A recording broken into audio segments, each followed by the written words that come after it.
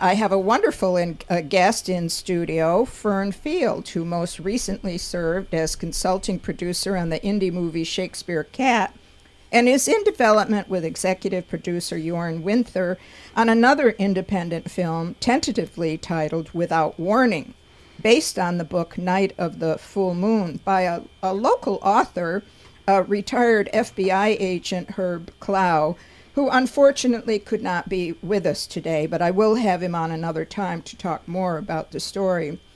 But Fern Field wrapped 8 seasons of the award-winning USA television series Monk. She began her producing and directing career in 1978. Prior to joining the USA Network as a VP of Science Sci Fi Channel original programming, she was a freelance award-winning writer, producer, director in the movies, television, miniseries, sitcoms, adventure series. My gosh, it goes on and on and on. She's been nominated for or received most awards given in the entertainment industry, and in 1982 received the Distinguished Service Award from President Reagan for her work with the disabled. Not only that, she speaks 6 languages, my goodness, and she supervised productions in the U.S., Canada, New Zealand, Austria, Europe. She organizes seminars and conferences with CSUSB Palm Desert campus, where she's an artist in residence. And she's currently involved in creating a wonderful, wonderful facility in the area in partnership with College of the Desert. We're going to ask her to give us information on that, too. But I want to welcome you, Fern. My gosh, this is so amazing and impressive, your background. Do you ever sleep? Well, it's because I'm 110 years old.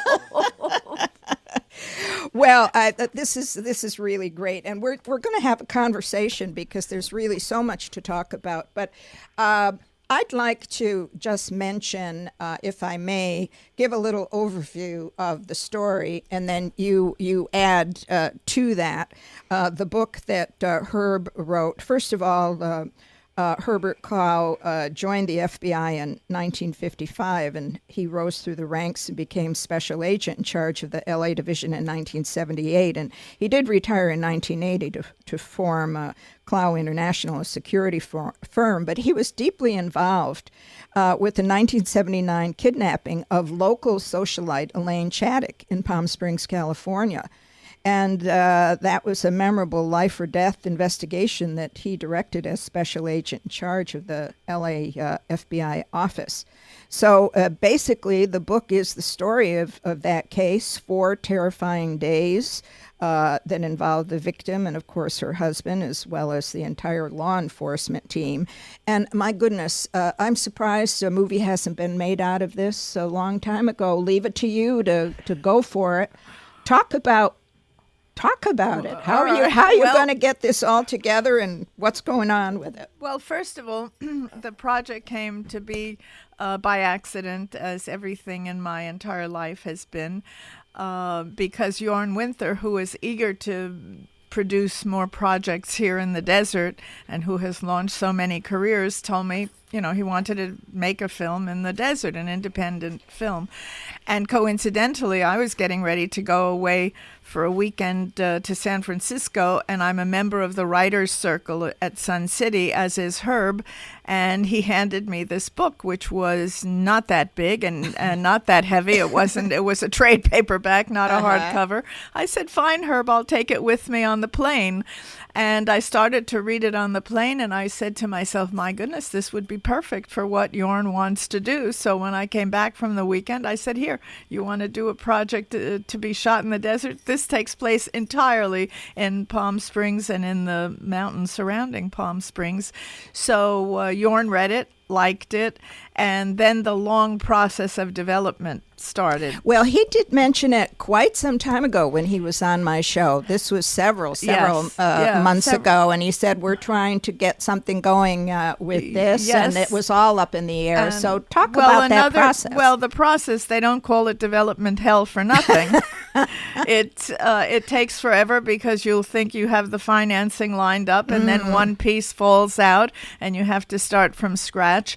Jorn did get a draft from another local resident, Tom Racina, with whom we've all worked. Tom worked with Jorn on a number of soap operas, and I met Tom and Jorn on a soap opera being shot in Canada called Family Passions. Been waiting to get him on my show. Every time I see him, we talk about it, but he's always away He's somewhere. always on a plane. Tom never gets No. off the plane. That's right.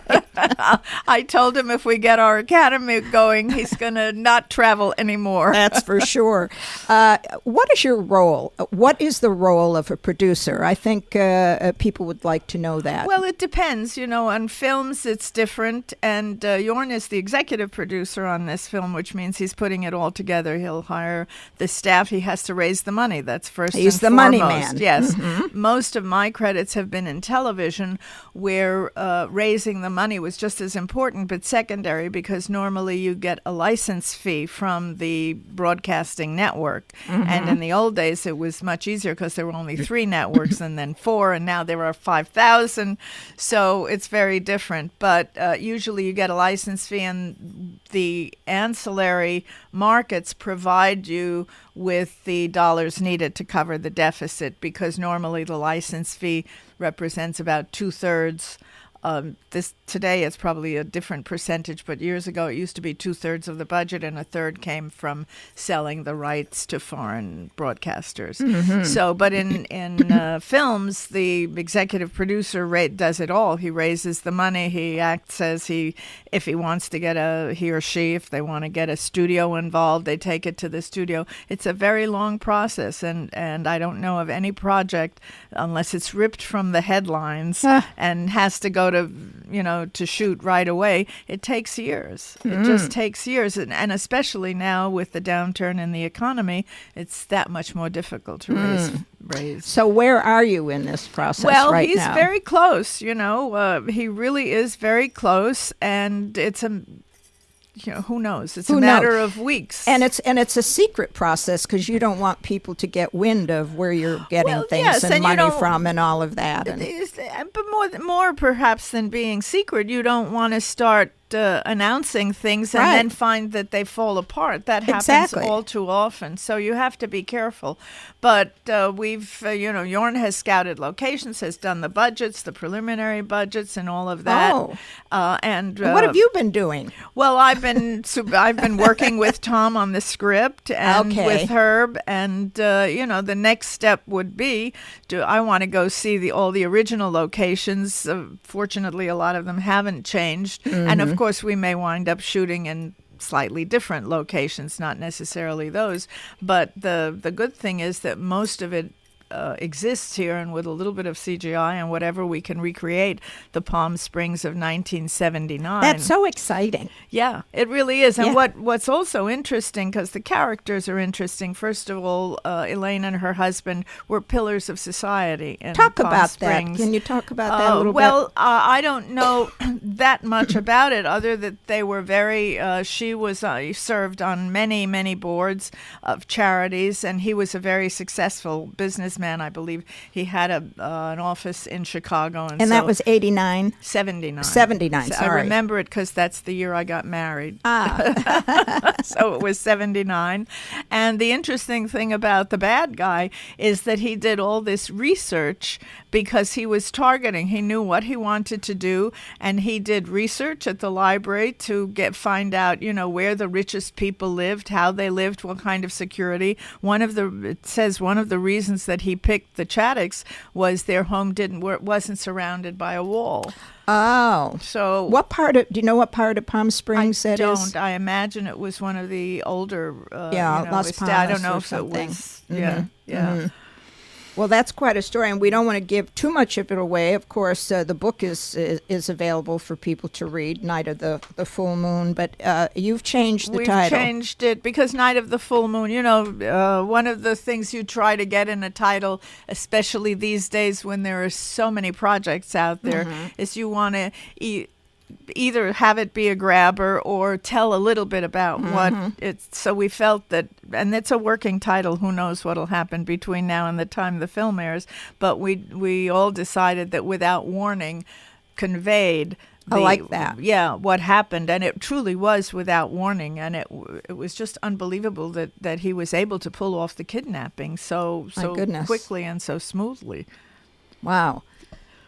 Yeah, Night of the Full Moon kind of sounds like one of the vampire stories or something yeah, exactly, these days. Right, yeah, exactly. Right. And the other exciting thing about the project is that it offers an opportunity for casting to, not necessarily 20-something actors, but some of those great actors and actresses that we have, many of whom are living right here in Wouldn't the that be Coachella fun? Valley. Oh, So that's what makes it so much fun. Well, this could really be the beginning of getting a lot of attention for local talent. I know people like yourself have been, and Jorn and others, in women in film and television and other organizations have been trying for a long time to really make this more of a movie-making center. And there have been some successes that you have been involved in locally. Right, and of course there's Kim Waltrip, who's doing a lot of local production at which is very good for everybody. And her movie was... Well, she started with Adopt the Sailor. I think right, she's done 4 or 5 since then. Yes. God bless her. Yes, and I can't... do you remember the name of the one, the last one that was based on kind of the Christmas story? Sorry, Kim, No. but when you're on the show, we'll talk about that. But back to Fern. So now... You're still waiting for all of this. You feel that you're close. What's the next thing? Let's say you get the money. Well, it's a go. Then what? Now that we're heading into the summer, which would really make it brutal for shooting, Yeah. because we would be out in the desert mountains. No way. So Jorn sort of has the next couple of months to put together. We need to get the polish on the script. You keep rewriting even after you start shooting, but you want to get it as close as you possibly can. And Herb is working with you on the script. Herb is giving input. He's giving notes, etc. And so that will be a process. And once he has, once Jorn has the financing all in place, then he'll go out. He's got a wish list of actors and actresses that he will approach, and then we'll start making the announcements. And I imagine that we would hopefully go into production right in September. Now, I know that Jorn wanted to start in May, but we're in May, and I don't think he's gonna. It's like building a kitchen and saying, "Oh yeah, it's going to be finished in 3 months," but it never happens. Right, exactly. Right. But I know he's eager to get it started, and so it'll start sooner rather than later.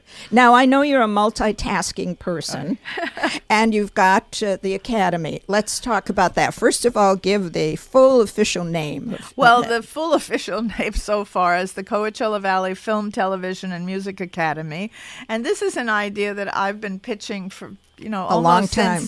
Almost since I got here, because I believe that this is a perfect place to teach, to have a premier film, television, and music academy. The facilities are here. The human resources are here. So many people from the entertainment industry either live here or have second homes here. And we're only, we're 20 minutes from the Palm Springs International Film Festival. I know, it all makes such sense. 2 hours from Hollywood, and this would really revitalize the Coachella Valley during a time, we have the music festival, we've got the film festival, the country music festival. This would be almost a year-round project, and I believe that we can attract students from all over the world as well as all over the country. First of all, we'll be somewhat less expensive than the premier schools like USC, UCLA, and we afford the students an environment that's much less stressful.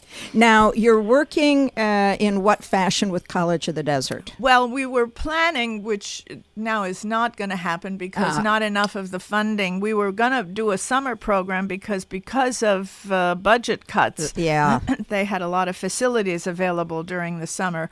The fundraising efforts for our academy are being coordinated by Carol Kretschmann of the Peacemaker Corporation, and she's being assisted by Arlen Rudolph and Alan Solomon, and they're raising funds for the academy.